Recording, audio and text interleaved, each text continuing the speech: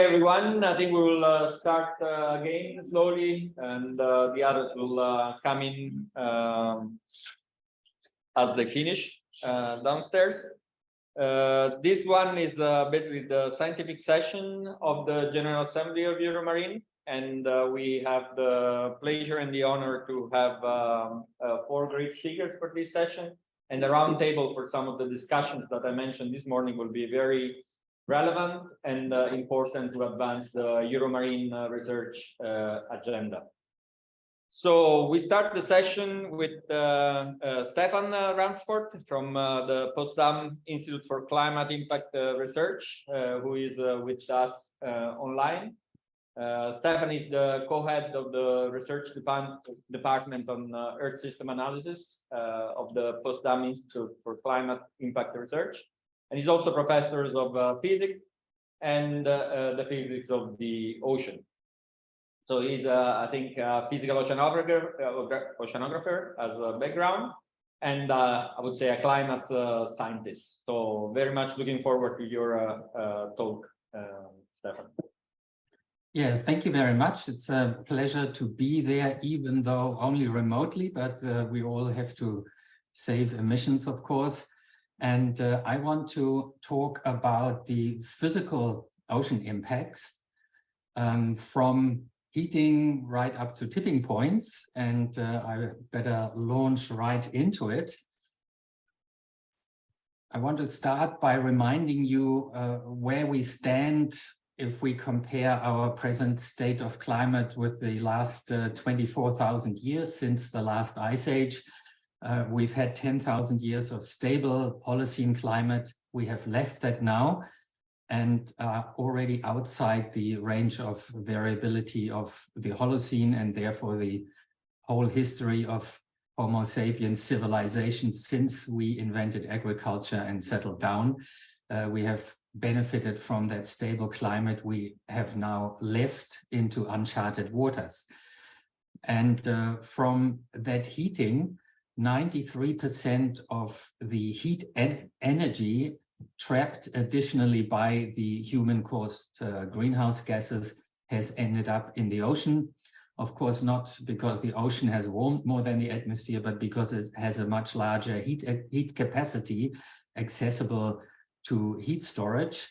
And the global ocean heat content is actually a very nice measure of global warming because it has a lot less variability than the atmospheric conditions. And so a lot less interannual up and down. You can see very clearly that the warming trend, of course, is continuing. And at a rate of 10 zettajoules per year, which is 17 times the total energy use of humanity, which as an aside answers the question that lay people often ask us, what about the waste heat from all the heating of houses and industry, etc.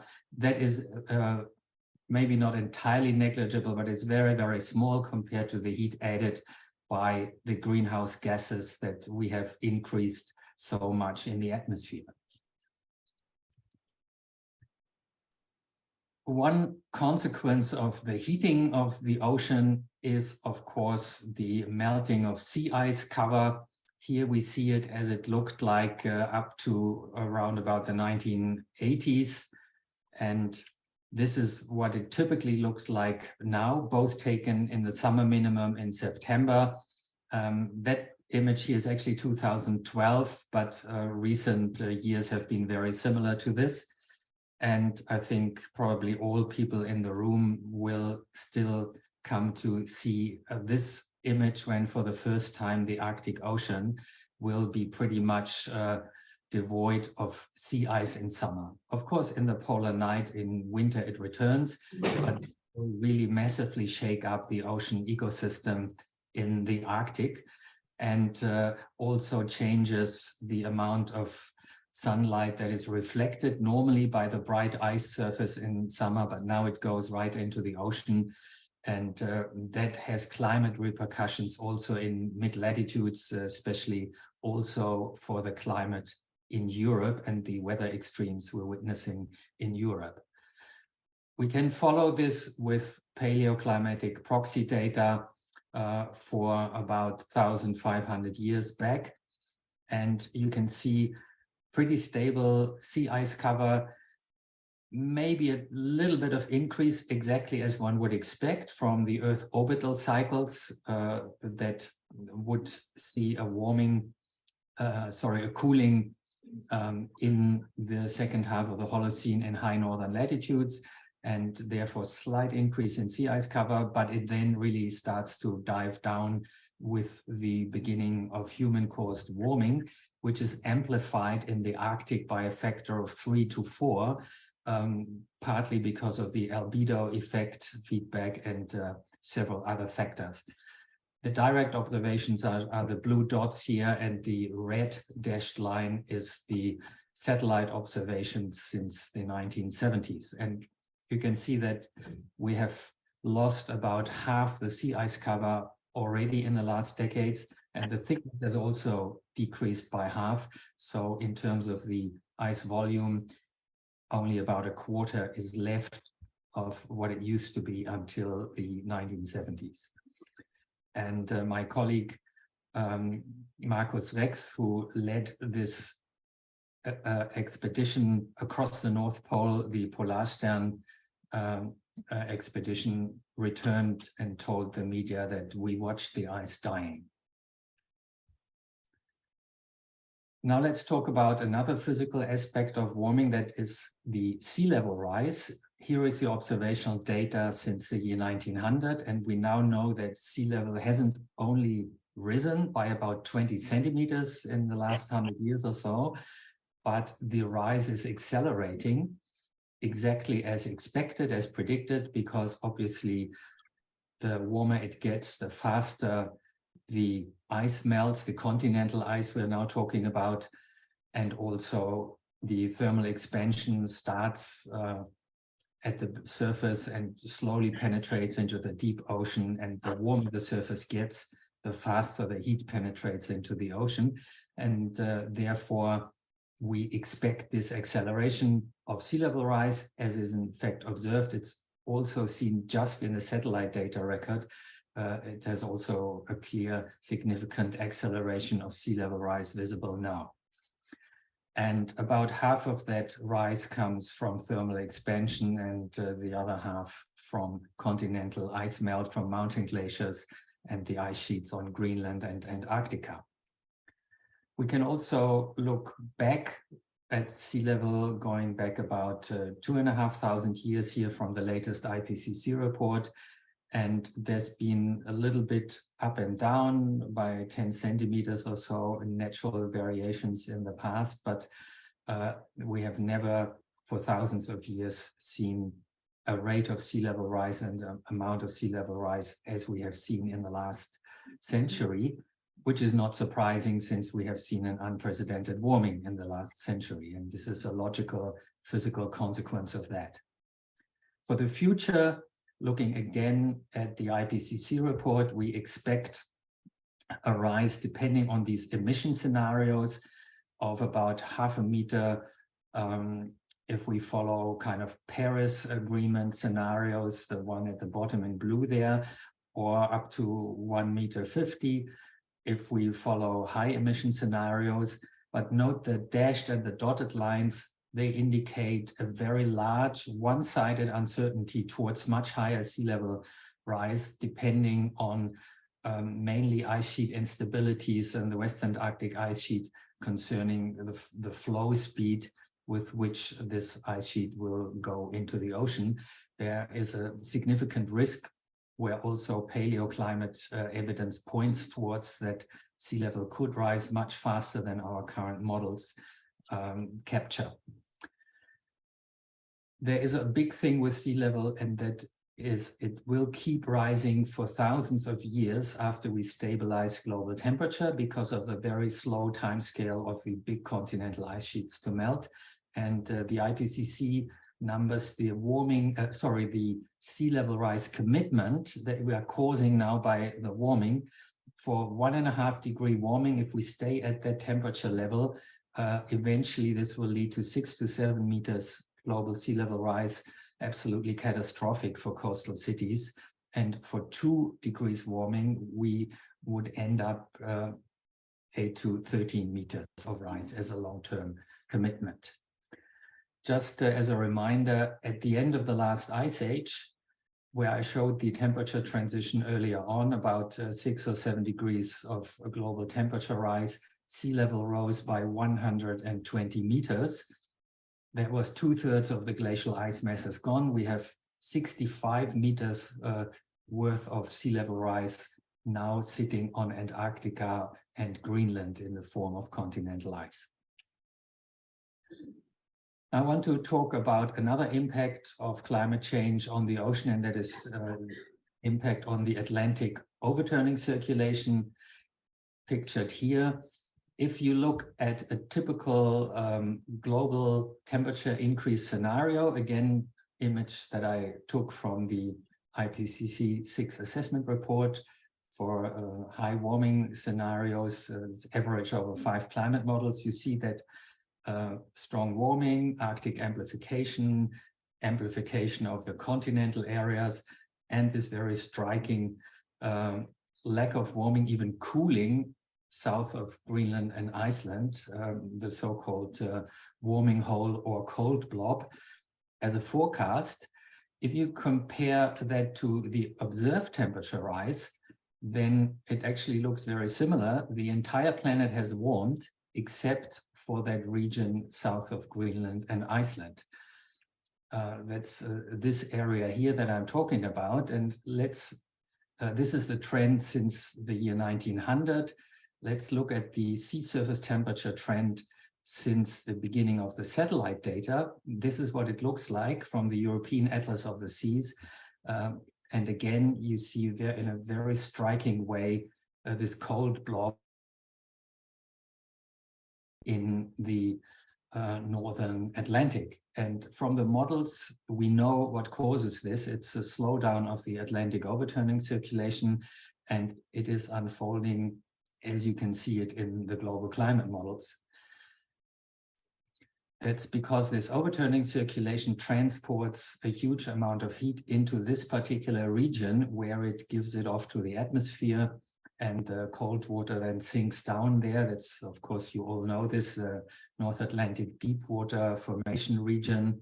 And when you slow down this ocean circulation, this overturning, you get less heat transport into this region. And this is why that's the only place on Earth that has cooled significantly over the last 100 years. We looked at this more closely with the help of a high-resolution climate model from the Geophysical Fluid Dynamics lab in Princeton. And the sea surface temperature change this model predicts in response to a CO2 increase, as shown in this globe here. The global average sea surface temperature increase has been subtracted so that everything that's blue has either warmed less than the average or even cooled. A lot of it has in fact cooled. And everything shown in orange red has warmed more than the global average. And you can see there's not only this cold blob that I mentioned, but there's also a striking excessive warming of the North American coastline. And this is also a physical consequence of a slowdown of the Atlantic overturning circulation. It has to do with vorticity conservation on a rotating sphere. It's a well understood physical effect where the Gulf Stream moves closer inshore. It has to do with the point where the North Atlantic deep water crosses under the Gulf Stream. And when this system slows down, the Gulf Stream responds by moving inshore. And my PhD student, Levke Cäsar, has spent her PhD looking at all the sea surface temperature data going back to the 19th century that are available. And on the right-hand side, you see the observed sea surface temperature trend since the beginning of the 20th century. And I think you will agree that this particular fingerprint pattern with the cold blob south of Greenland and that strong warming of the American coast is clearly visible in the observations. And when you calibrate this observed magnitude of this with the help of the model, you conclude that the Atlantic overturning circulation must have slowed down by around 15%, starting somewhere in the mid-20th century. There's also a number of studies that try to reconstruct the Atlantic overturning strength from proxy data from deep sea sediments and other data sources, as shown in the little inset map on the top right here. And we compiled these studies recently, and they differ in the details, but overall they all agree that the AMOC was stable for quite a few centuries until it started an unprecedented decline in the 20th century. That all these curves show at the end here. And so that's why we concluded that the Atlantic meridional overturning circulation is the weakest now compared to the entire last millennium. One problem with this is that this system is known to have a tipping point, and now I come to the topic of tipping points here. This has been shown in a very simple conceptual model by Henry Stommel in 1961, but it has since been verified in fully three-dimensional ocean general circulation models. And I wrote a review on this in 2002 in Nature. And basically, there's a stability diagram where if you add too much fresh water to the North Atlantic, you move on the right, towards the right, until you hit the Stommel bifurcation point, where the circulation loses its stability and then basically winds down, grinds to a halt. This is not the only tipping point. In 2019, Tim Lenton and colleagues, including myself and Will Steffen, who sadly died in the last few days, have published this commentary on the climate tipping points and the risk of cascading climate tipping points. And even more recently, last September, David Armstrong McKay and colleagues published a review in Science about the risk of crossing tipping points. And you see that quite a few of those refer to the ocean. It's the sea ice, Barents sea ice loss, the Arctic winter sea ice loss. Also, the ice sheet tipping points are also highly relevant for the ocean because they determine future sea level rise. And there's a biological tipping point in terms of the low latitude coral reefs that are actually already in the middle of dying because of the temperature, the critical temperature limits that reefs can sustain before they bleach. And the color coding here is that all the orange tipping points risk being crossed already before we reach 2 degrees warming. With that, I think I've used up my time. I thank you for your attention. Please feel free to follow me on Twitter or Mastodon, and I'm also engaged with the Scientists for Future. And I look forward to the discussion panel later on. Thank you so much. Thank you very much.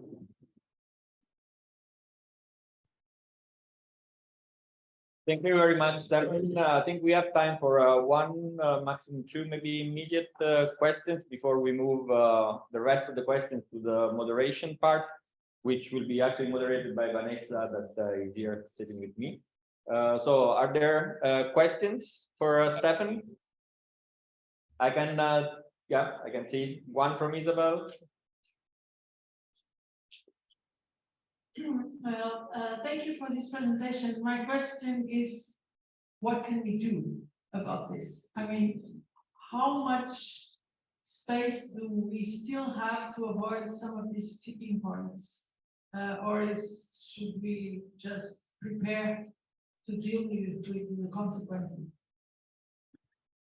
Well, I see only one thing we can really do, and that the world has already agreed upon. We should stick to the Paris Agreement goals, especially the 1.5 degree goal. And although some people say it's impossible to make that, this is not true from the point of view of physics. It may be politically impossible, that I don't know, and it's not my job as a physicist to judge that. but it's been shown again and again, and a very recent study by Jenkins et al., for example, that even if we just linearly ramp down our emissions to 0 by 2050, we'd still have a reasonable chance to stay below 1.5 degrees, perhaps with a little overshoot to 1.6 or 1.7 temporarily, but it is definitely not physically impossible to still hold the Paris 1.5 degree line. And we shouldn't let politicians off the hook by telling them it's impossible. Yeah, we have one more. Thank you for your time. I was just wondering if there is some real measurement that showed this 15% slowing down of the Atlantic currents. So do you have these results from the models, but they are a real measurement for that? Thank you. No, this is a result of looking at how strong this cooling in the Northern Atlantic is. So we use sea surface temperature change as an indicator of changes in the Atlantic overturning circulation, since we don't have direct measurements of this until the RAPID project started, but that's too short to, it does show a strong decline, but it's that time series, the direct measurement is too short to tell whether we're looking at decadal variability or a climatic trend. And so we're using sea surface temperature as a proxy for the Atlantic overturning circulation. Thank you very much. We take the rest of the questions later on. Also the implications of this slowing down maybe for the deeper part of the ocean. We have next Anna, who is also online, Anna Queiroz. I hope I spell it correctly. She is an internationally recognized expert on seaweed and blue carbon, and also climate change ecology, expertise in both field, laboratory, and modeling-based approaches. I think one of the main elements is also she's very much into this global blue carbon capacity and identification ecosystem level climate signals. So it's very much aligned, and very nice follow-up of what we just heard in terms of big changes and tipping points. Anna, are you there? I'm here, thank you. Can you see my slides? Yes, now we can also see you. Thank you to Emma for inviting me to be here today. A great introduction by Stefan about sort of how sobering climate change is. And so what I would like to talk to you about is about avoiding paralysis, in that we have to manage these changes which are happening now in our ocean. And so something that has, or a language that has developed in sort of the last decade, has to do with nature-based solutions for the ocean and the climate change. And I'll spend the next few minutes talking about what we can do and what's missing. So firstly, what are nature-based solutions? Because the language can be quite confusing and we can use terminology in quite different ways. So I thought I'd start with that. So nature-based solutions are biodiversity-based strategies that conserve nature for people's benefit. Now, that's to say that these are environmental management approaches that deliver benefits to nature, whilst also helping to address societal problems. And this is also sometimes referred to as working with nature. So they deliver benefits for nature and people. So even though nature-based solutions is a fairly more recent term, the language of NBS is deeply ingrained already in our modern environmental regulations. So for instance, in the European Green Deal, there is a commitment to tackling climate change and environmental related challenges. So a clear aim to help people to not have greenhouse gases, to protect and conserve nature, and that this transition must put people first. So we have hand in hand helping people and helping nature. So these nature-based solutions are not meant to be alternatives to addressing the sources of societal problems. So if we were talking about climate change, as Stefan very clearly and eloquently described just now, we're not talking about alternatives to reducing carbon emissions, which must be at the fore of our minds, really. But this is about delivering benefits for people through these strategies of environmental management without causing loss to biodiversity and ecological integrity. So in doing this, we place man front and center as a beneficiary of biodiversity conservation, and that helps hopefully to accelerate action that conserves nature and limits the impacts of humans.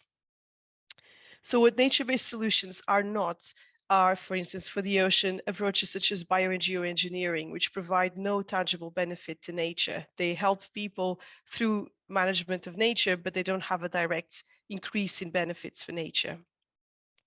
And you can learn more about that if you're interested through some links that I can share in these slides. So when we talk about addressing climate change through nature-based solutions, we're primarily talking about addressing the causes of climate change, so reducing emissions, but also addressing the impacts of climate change. And so coastal erosion is a good example, a very tangible example for coastal communities of the impacts of climate change. If we talk about nature-based solutions, then blue carbon habitats are perhaps the poster child of nature-based solutions because they are high biodiversity value habitats, and their conservation helps to tackle both the causes of climate change as well as its impacts. However, even these very unique habitats are not immune to the impacts of climate change themselves. So for instance, work here that we're doing in the UK, looking at, for instance, the development of climate change in benthic habitats.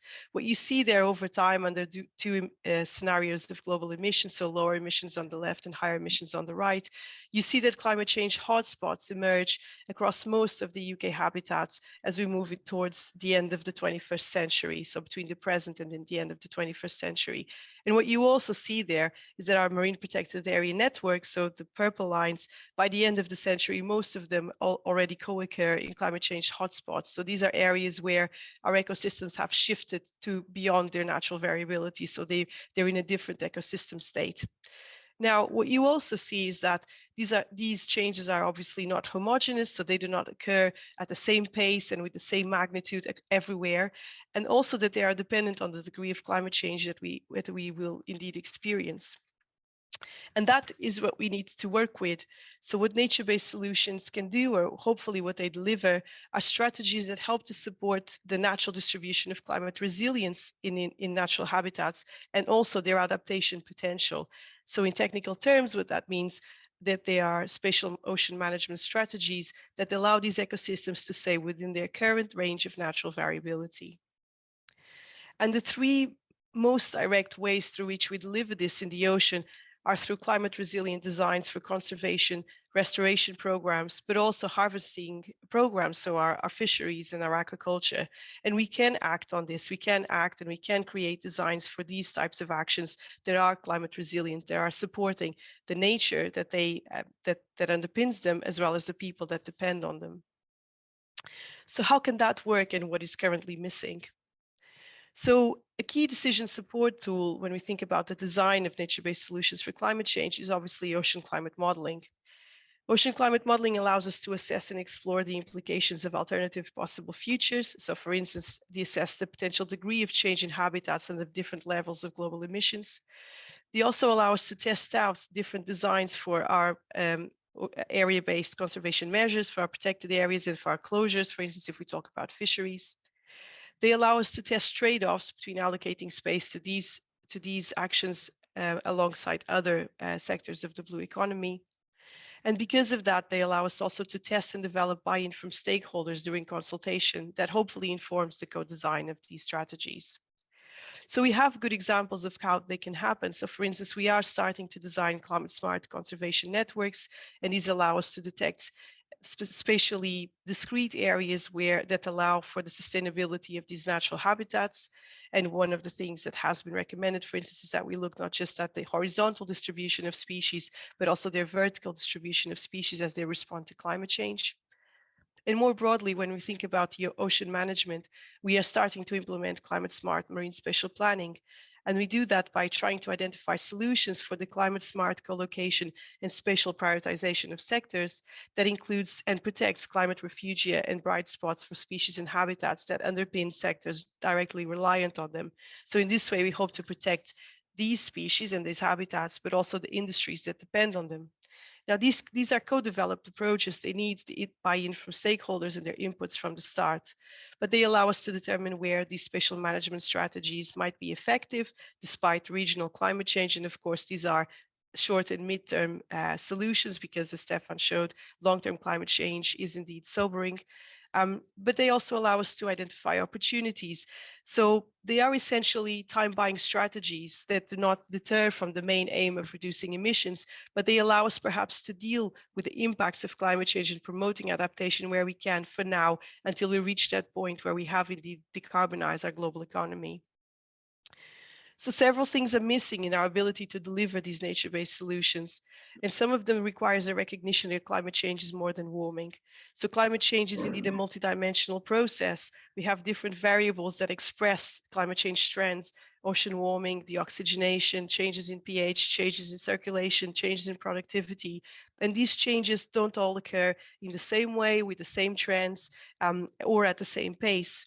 In most of the times when we design nature-based solutions, we don't consider their changes at all. So we're only planning for habitats as they exist now. And when we do, we typically only consider temperature changes.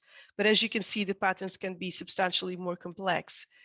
And so using ecosystem-wide metrics of climate change effects that consider all of these changes at the same time for our habitats of interest may produce a more holistic view of how ecosystems change over time as climate change unfolds regionally and locally. This allows for a quantification of cumulative pressures from climate change, both those that are synergistic and antagonistic when we think about species responses, and the impacts of which we need to manage. And this allows perhaps for a more realistic view of the possible ecosystem thresholds that affect both the medium-term and the long-term sustainability of these habitats, and allow for more appropriate solution development. For instance, how to design climate resilient MPAs, how to design climate resilient fisheries and marine spatial planning. Another thing that's missing is the translation of this evidence to support stakeholder consultations and improve buy-in. So climate change is a complex process and is many times not tangible to stakeholders. And when I say stakeholders, I'm talking about policy, industry, people in communities affected by these resources that explore these resources. So typically academic work or from the natural scientists tends to focus on changes in environment. Temperature goes up, pH goes down, carbon uptake goes up. But what people really want to know in our sectors, in our industries, in policy, is to know how this affects them. So someone in fisheries might want to know, okay, so how does this affect my activity? What can I do? Typically, what can I do? What can they do? And so then we need to translate this more and more refined climate change evidence that we have into indicators that are easy to understand and tangible to people. And macroeconomic approaches are such a way to do that. They might allow us to say, for instance, if we observe a certain degree of climate change in a region, might that say for jobs, income, the structure of the local economy, and CO2 emissions. And that allows us to contrast the implementation of strategies that are climate smart, that we want to implement, against the business as usual. That in turn makes evidence more tangible and the outputs better matched to their stakeholders' needs. And in this way, we can increase social literacy and climate literacy and promote buy-in for the development of these nature-based solutions. Another thing that's missing is the design of solutions that are sensitive to stakeholder values and preference systems. So for instance, developing nature-based solutions for fisheries and the climate change is not just about identifying where stocks might be viable under climate change and when. It's also about understanding what people need from these solutions to establish their true belief systems, so their preferences and their needs, and therefore what they might be willing to trade off in this implementation. And social science approaches can help us deliver that through, for instance, survey and vignette experiments. These might help us to refine these nature-based solutions that are actionable, that work for people as well as for nature, and in this way reduce conflict and promote compliance, which is so important, particularly in the open ocean. Lastly, I think that what's missing, particularly in our research, is co-design. So the pace of climate change necessitates that this is the time for implementation of solutions. We have moved well beyond the need for the delivery of academic studies or only academic studies. We need to be building our partnerships with our stakeholders at the point when we're designing our science. We need to be developing our networks, our expertise, our understanding of problems. What that means is that in that way, if we reach out to our key audience, might that be policy or industry or local communities at project design stage, not at delivery stage, we are delivering science that is guided by a real life understanding of challenges and needs of our stakeholders. And this allows us to design not just academic solutions, but solutions with high technological readiness. So finally, nature-based solutions for the ocean and the climate change are strategies that support the climate resilience and adaptation potential of nature and the people that depend on it. If they are not climate resilient, then they will not be effective in the future ocean. So we need to add time in the design of nature-based solutions. We need to plan for the ocean that we will have in the future, not what we have now. And climate change, as we know, is expressed as there's multiple drivers in the ocean. So the use of ecosystem-wide measures of climate change, so the focus beyond single stressors, is an absolute necessity in nature-based solution development. We need to feel comfortable working with others, and that means working across the sciences, policy, industry, finance, humanities, and arts to help produce nature-based solutions that are well suited to end user needs. And these in turn hopefully help us to promote compliance and buy-in, because without that, they just remain like paper solutions. So that means involving stakeholders at design stage to deliver ocean science that is guided by real life, not just academic understanding of socio-ecological challenges presented by climate change. Thank you. You can reach me on Twitter and Mastodon as well.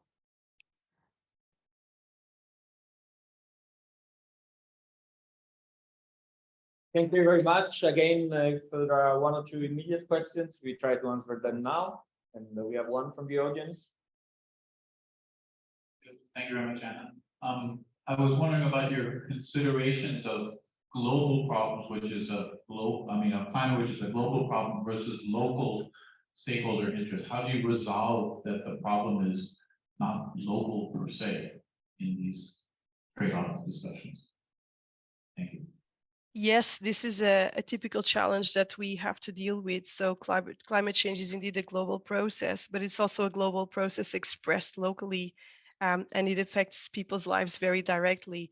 So what we try to do is through the development of indicators that are easy to understand and through an understanding of how people experience the marine environment, how it affects their lives, we help to promote an increase in an understanding of how this global process affects their lives and their livelihoods. Now, that is not an easy task. I would lie if I would say that. But what we try to avoid in doing that is paralysis, because people think about climate change as a global process. They tend to think about something that they have no power over, no action over. And indeed, it is through local action that we implement our environmental regulations, our ocean management, our fisheries regulations. And so it's sometimes just a question of literacy more than anything, that's that conflict of scales. So we have the approaches to do that, to bridge that apparent hurdle. But we oftentimes in the natural sciences forget to work with our social scientists, with our economists. They have a lot to offer us in the development of these solutions. Thank you very much. I think we move to the next and postpone all the other questions to later on. And I have the pleasure to have to invite Carlos Duarte. He's there online. Do we have Carlos?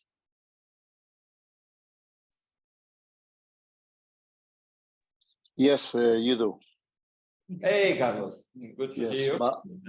Good to, yeah, I don't know if you see my screen with my slides, because I share the screen already.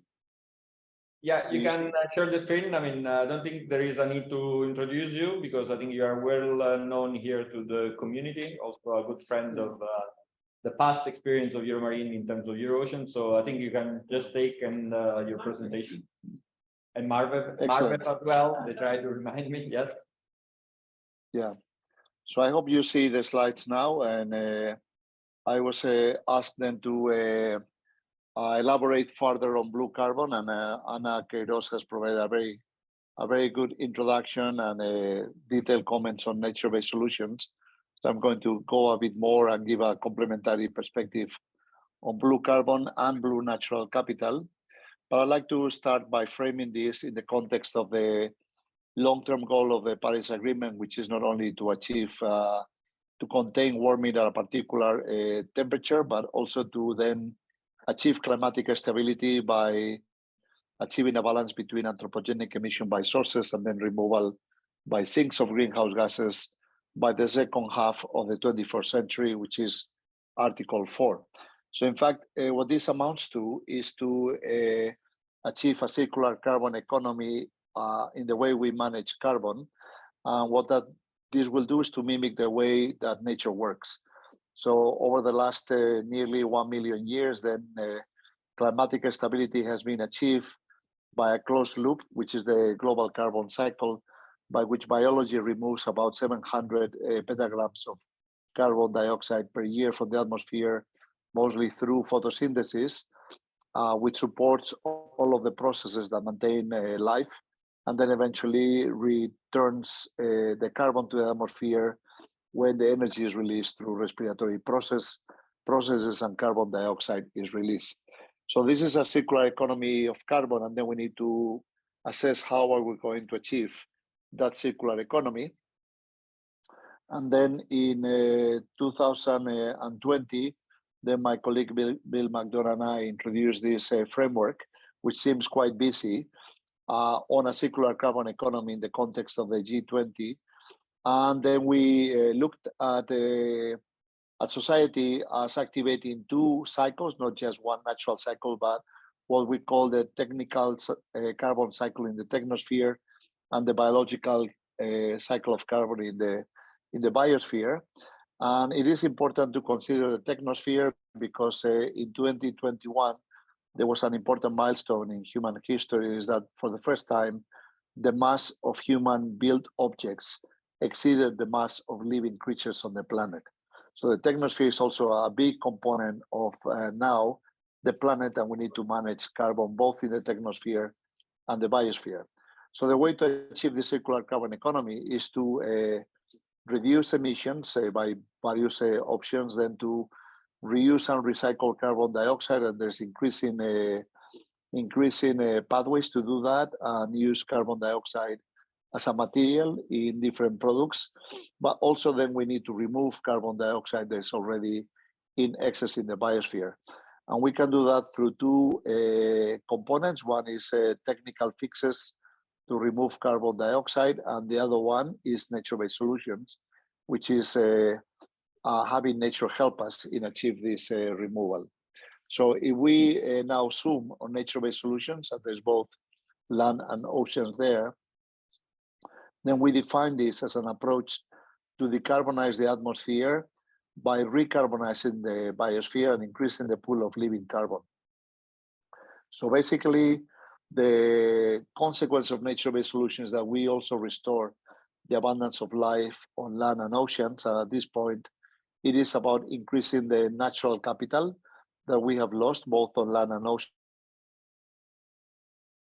Roughly, we have lost half of the natural capital of our oceans. So in a recent discussion about this definition, somebody asked what was an example of recarbonizing the biosphere. So then the way I explain this is that the reason why we only have 10% of the stock of great whales left in the ocean is that not that we hunt them for food, but we actually hunted them to burn them. So we use whales to produce oil that we use then to light the streets of Europe and North America and other nations. And therefore the carbon dioxide that was once a whale was burned and is now part of the carbon dioxide in excess in the atmosphere that is generating the trouble. So recarbonizing the biosphere is actually taking the carbon dioxide and convert it back into a whale that not only contributes to ecosystem processes in the ocean, but also activates the capacity of the ocean for carbon sequestration, and is an emerging component of blue carbon as well. So the scope for nature-based solutions that were discussed earlier by Anna is quite big, and it's actually concealed within a term using carbon accounting that is very misleading, because it's called land use change. And land use change refers to emissions due to modifications of ecosystems, but both on land and oceans. It's not just on land. So if we look at losses of salt marshes, seagrass, meadows, carbon stored in the seabed, and so on, the way this comes up in carbon accounting is through this term land use change. And this is responsible for 38% of cumulative greenhouse gas emissions, and currently represents about 24% of annual emissions. So it follows that nature-based solutions should be able to bring about 1/3 or 38% of the solution to the problem. So we now focus on the ocean component of nature-based solutions. Then much of that can be activated through a focus on marine forest, of which we have lost about 50% of the global extent, seagrass, meadows, and salt marshes. For algal forest, there are losses in some areas, but gains in some other areas. So it isn't clear that we have a global loss of algal forest, but definitely for angiosperm-based coastal ecosystems, we have lost a lot of the habitats. And then some time ago, we showed that these habitats are some of the most intense carbon sinks in the biosphere. So if we compare the champion of carbon sequestration on land, that may be the Amazonian pristine forest, with the champion of carbon sequestration in blue forest, which will be the Posidonia oceanica meadows of the Mediterranean, then 1 hectare of Posidonia oceanica is equivalent to about 17 hectares of pristine Amazonian forest in terms of carbon sequestration capacity. And the long-term carbon burial in vegetation-based soils is about 10-fold higher than that in marine forest, than that on land. And also the stocks of carbon are very large, simply because there are no fires underwater. So unless disturbed, those carbon deposits are stored over millenary scales safely in the seafloor. So from the time we proposed this strategy of blue carbon, that it came in a report that was published in 2009, of which I was a co-author, is the first time that the term blue carbon was used, to present, there's been really a growth in the uptake of the concept of blue carbon as a pathway to achieve mitigation adaptation to climate through the conservation and restoration of marine forest, because this is a no regrets strategy that can be readily incorporated into national determined contributions, and also contributes to multiple benefits in terms of sustainable development goals.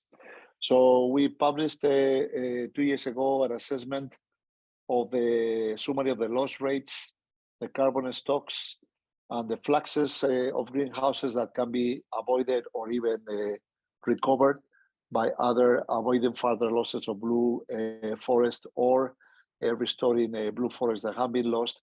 So the scope is in the order of about 2 to 3 petagrams carbon dioxide per year. And this McKinsey repackage these estimates in this figure that shows that the scope for blue carbon options that are either established, that are already in implementation, or those that are being now considered, like seaweed farming, and also avoidance of perturbations to the seafloor through bottom trawling, is about 1 to 3 petagram carbon dioxide per year in terms of the contribution to climate action. So if we now focus on what this means in terms, for instance, of mangroves, for which we probably have the best data of all other forests, then we experience a decline in the global extent of mangroves from about 230,000 square kilometers in 1970, when we have the first reliable estimates, to about 113,000 or 20,000 square kilometers at present.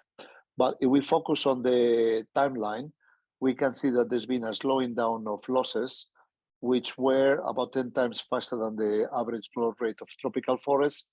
with 2.5% per year during much of the end of the 20th century, but now the losses have nearly stopped. So it's 0.13% per year, which is nearly accounting for error and so on, nearly close to zero. And in many regions of the world, of the ocean, the mangroves are now expanding. For instance, in the Red Sea, where I'm sitting now, mangroves have expanded by 60% over the last 50 years, and in the Arabian Gulf also by another 50%, due mostly in the case of the Arabian Gulf through restoration projects initiated in the 70s in Emirates. That is one of the pioneers in mangrove restoration. So now we think that is doable. In fact, this paper was published last year, so it's no longer in preparation. It's published in One Earth. It's doable to reverse the loss of mangroves, to possibly revert to the estimate in the 1970s by implementing mangrove restoration at about 1 to 1.5% per year. And this is doable.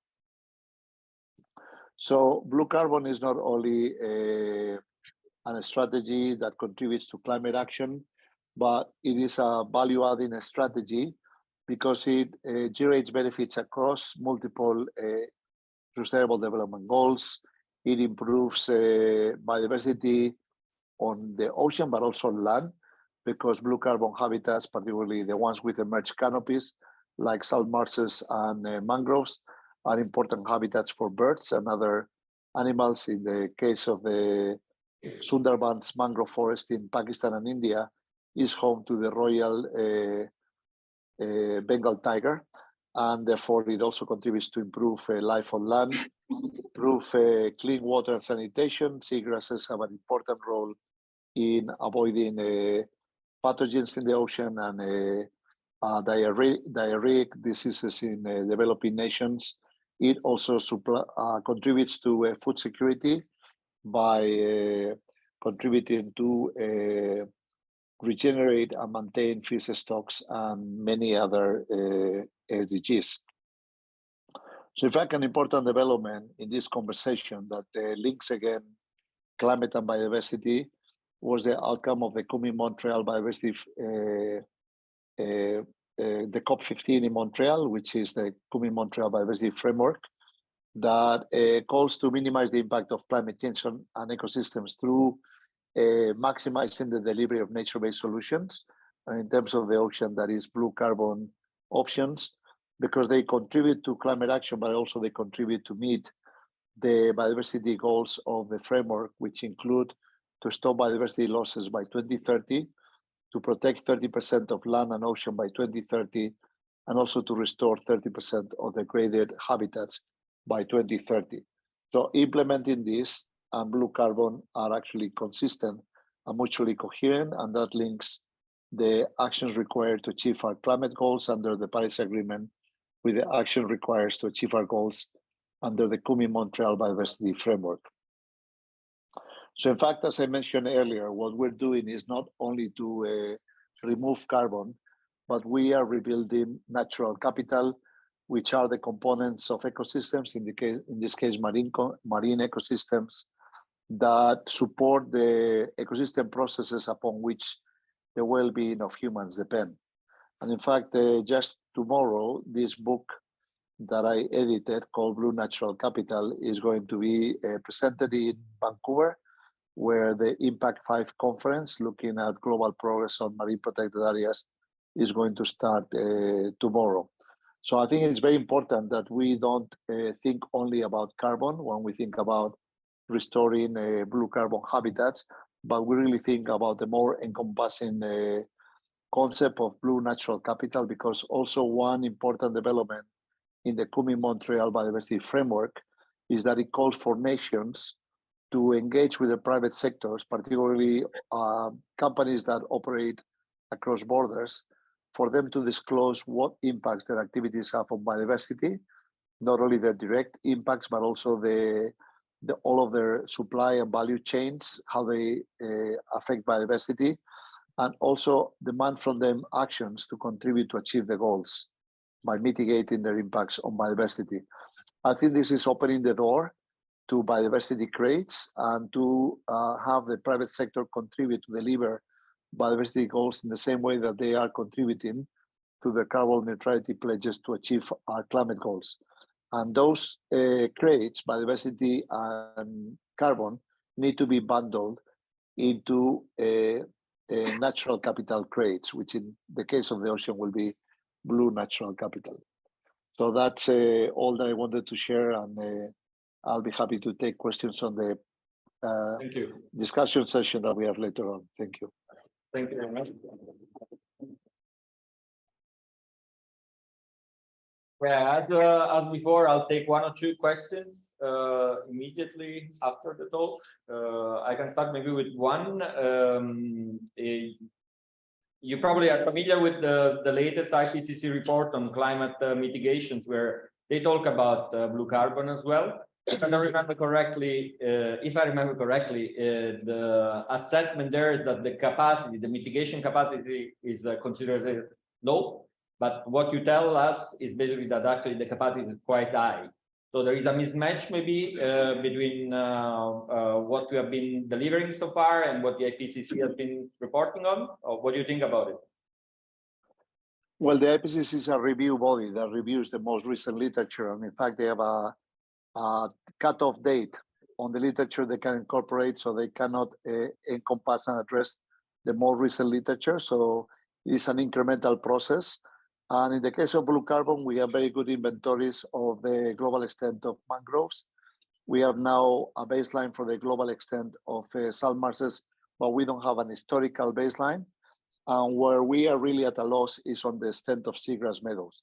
So the published reports up to the IPCC report on the global extent of seagrass meadows is about 160,000 square kilometers, which is the documented map area of seagrass.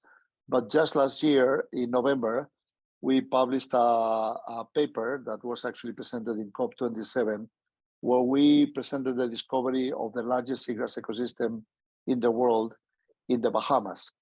Actually, we mapped that using tiger sharks equipped with 360-degree cameras, because this seagrass meadow cannot really map from satellites or even by humans. So we had to partner with tiger sharks to be able to do this.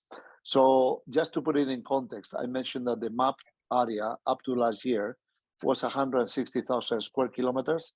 So our estimate of the extent of the seagrass ecosystem in the Bahamas is up to 92,000 square kilometers.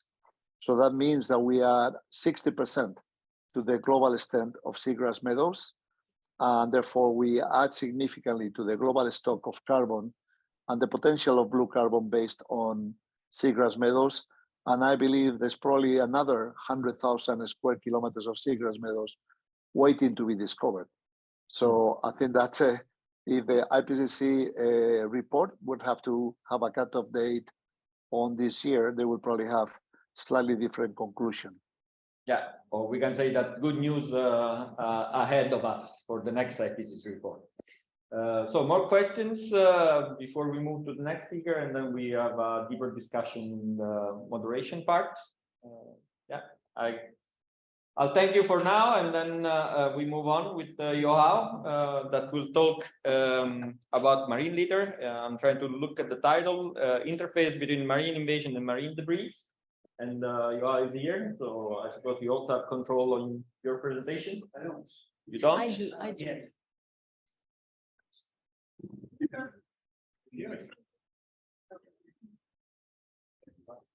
You just need to make sure that we are able to share now on lines.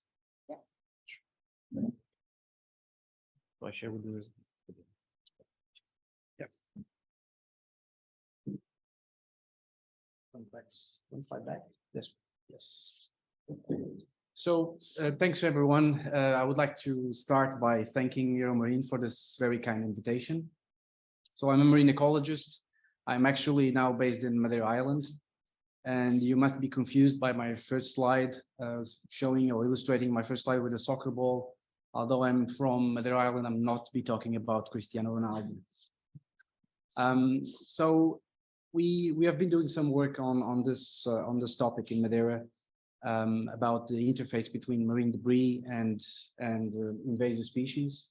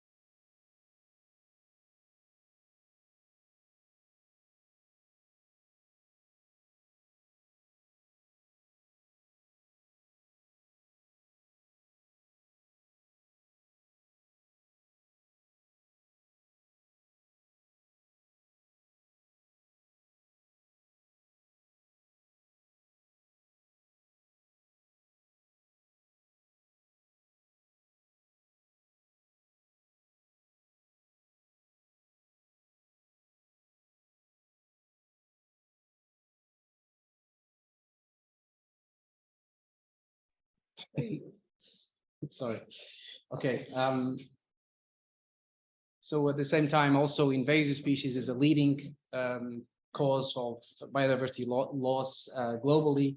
I'll be talking about this a bit later on, but it's also probably the second cause of biodiversity loss globally. You also have overexploitation, overfishing, and more recently, you all are aware of marine litter or marine debris, and we are all aware of these famous pictures of turtles or seals trapped or entangled in fishing gear and so on. It's almost every day on news reports.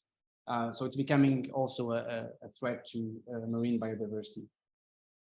At the same time, this is animation about climate change. I use this animation mainly for non-experts, and I'm sitting in a room with a lot of experts, but it's a very interesting animation about climate change. What you see here is basically, was done by a colleague in Finland, and each of these bars represents the annual temperature in one country, and you see that there is a color gradient of all these bars changing from blue to orange and then red. In other words, becoming more and more warm.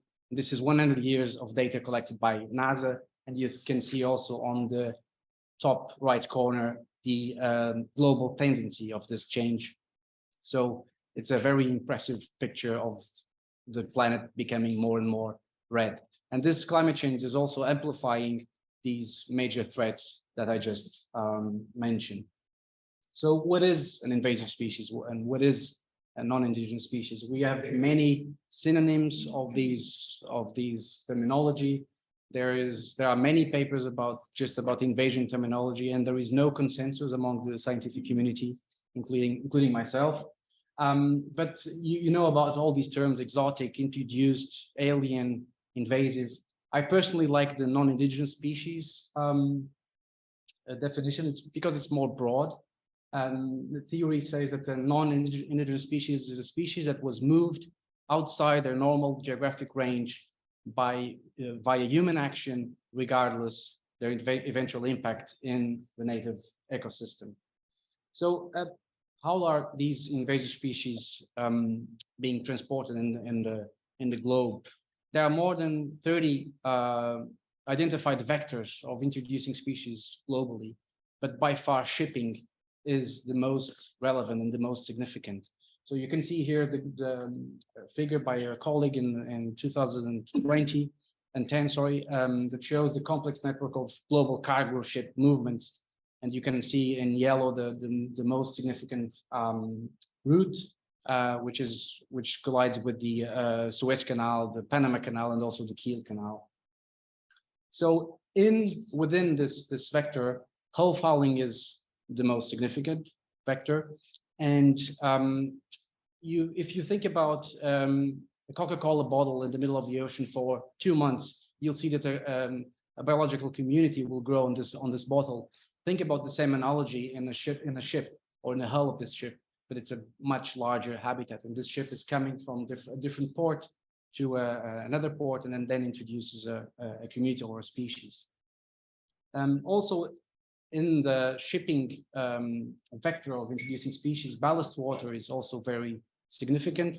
This ballast water is used to trim the ships. So when they discharge the cargo, they have to compensate this cargo, this weight with ballast water. And then when they discharge the water, this water contains thousands or millions of planktonic cells, including microalgae or fish larvae and others. So it's also a very significant vector. And then in 2011, this happened. These are famous images of the Japanese tsunami that happened in Japan. It was very destructive. Thousands of people have lost their lives. Just some summary about this was 6 minutes of destruction, thousands of people missing, thousands of people dead, and of course there were big waves, more than 30 meters. I think the maximum was 38 meters waves in Japan. So back to my first slide. What is the possible relationship between the Japanese tsunami and the proliferation of non-indigenous species? So the answer came when a soccer ball from a Japanese kid was found in Alaska in 2012, covered by a biological community. We're talking about crabs, about barnacles and macroalgae. So this ball of this Japanese kid traveled more than 5,000 kilometers during that year. And my colleagues in the US, my invasion scientists, they were very concerned about this because they thought, well, if a soccer ball arrived in Alaska, more objects or items could also show up. And that's exactly what happened. And 1 month later in British Columbia, Harley Davidson with a Japanese tag on it, inside a container, also was found in British Columbia, and more objects like fishing boats. And you can see here in this picture a fishing boat covered by barnacles from Japan, and did this trip. This Harley Davidson is now in a museum in the US, and you can visit. Also in June 2012, an entire dock from Japan also was found in Oregon and the west coast of the US. It was a very big dock with thousands of viable organisms, including macroalgae, crabs, sponges, and more. So these findings were published in 2017 by my good friend and colleague Jim Carlton and other colleagues, and was also the cover of the Science magazine in 2017. There are several studies still going on about this new vector, and this soccer ball that I showed at the beginning just shows the mark of when this actually vector started to be investigated. So it's a very recent vector. So we all know that marine debris has severe impacts in marine life, but only recently we knew that it could also be a growing vector for introducing non-indigenous species globally. So with this in mind, in our group in Madeira, we did a simple pilot study in the context of the Clean Atlantic project. So Madeira is a very touristic island. So we had this idea of partnering with them and trying to involve citizens and stakeholders. So we basically went to big game fishing companies and whale watching companies and also scuba diving centers, and asked them for help. We gave them a simple task. Each time that you see a floating object in the ocean, please bring the object to us, take a picture, and also collect the GPS coordinate. That's what we've done. And then when we had this information in the lab, we tried to have this biological signature where we applied bioforensic techniques and trying to see from where these species were coming from. We looked for manufacturer marks in these objects, and we also collaborated with our colleagues from physical oceanography colleagues, where we gave them data, basically the weight or the mass of these objects and the GPS coordinate. So this is still ongoing. This is not published yet, but we found these 71 objects. It's not much, you will see that most objects are in the south coast of Madeira Island. This is because this is where these companies operate. So this was an opportunistic sampling, but we found a lot of objects and just a few examples of objects: bottles, fishing gear, buoys, more buoys, scientific instruments, and more. So this is what we found in terms of, we separated from floating, seafloor, and beached litter, and we found 130 taxa. You can see, for example, that we found more bryozoans in the litter that was found on the seafloor, and we found more mollusks in the floating floating objects. But what is interesting is that this is basically what we found. The percentage of species that were not native is low. It's below 10%, but still some of these species were not native. Most of the objects that we found were also domestic, but there is a small percentage of species that were not native from Madeira. There is something that we should consider is we were interested only in the litter or debris that was arriving to our coast, but for sure we are also exporting objects and exporting species. But this was not the purpose of this talk. So where are these objects coming from? So we collaborated with physical oceanographers, and they did a backtrack modeling based on the data that we gave them, and they found that most likely these particles were coming from North America, following the North Atlantic subtropical gyre, and this pattern coincides with the trajectories of the drifting buoys of NOAA.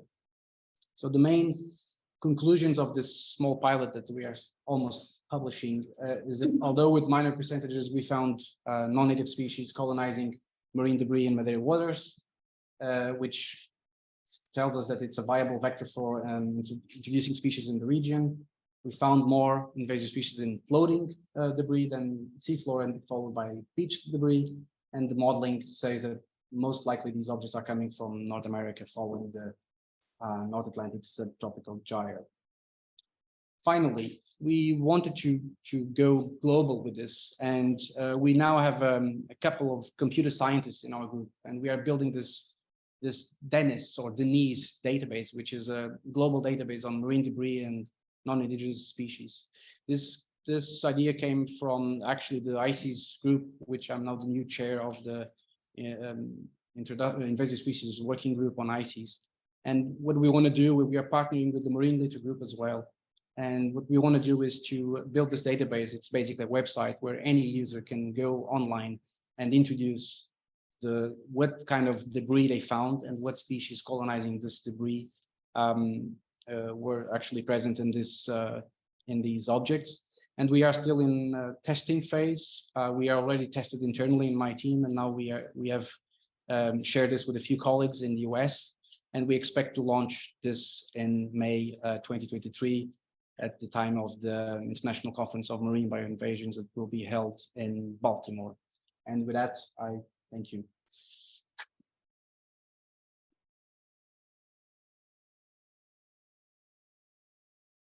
Thank you very much.